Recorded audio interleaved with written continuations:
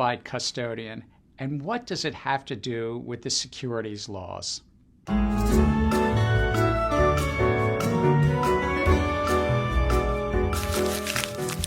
qualified custodian. No, not groundskeeper Willie from The Simpsons. I'm talking about a different kind of custodian, one that safeguards your assets when you work with an investment advisor. Investment advisors advise investors or funds with literally tens of trillions of dollars of assets under management. They advise mutual funds, hedge funds, pension and retirement funds, endowments, or those robo-advisor apps that you might use.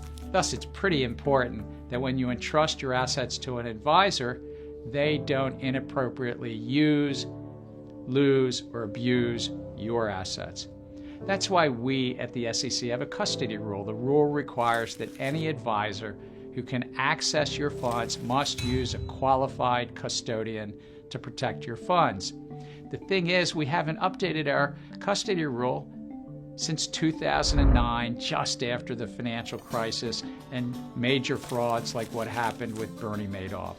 The next year, though, in 2010, given these events, Congress gave the SEC greater authority and scope to expand our custody rule to better protect your assets placed with an advisor. Not just your funds or securities, but all of your assets. And using these authorities, earlier today, we put out a new proposal to do what Congress asked and to account for the lessons and new technology from the last 13 years.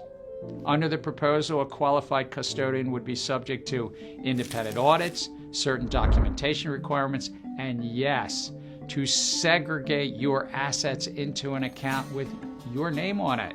These updated rules would better help protect your and groundskeeper Willie's assets with advisors.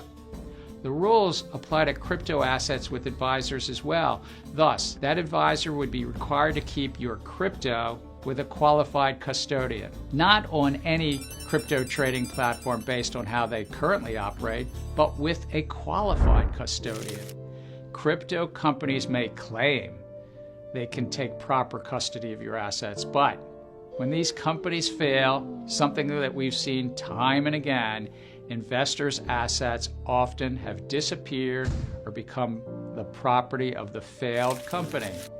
And you as an investor end up stuck in line at the bankruptcy court. So beware, even if a crypto company claims that they custody your assets, it's not the same as qualified custody.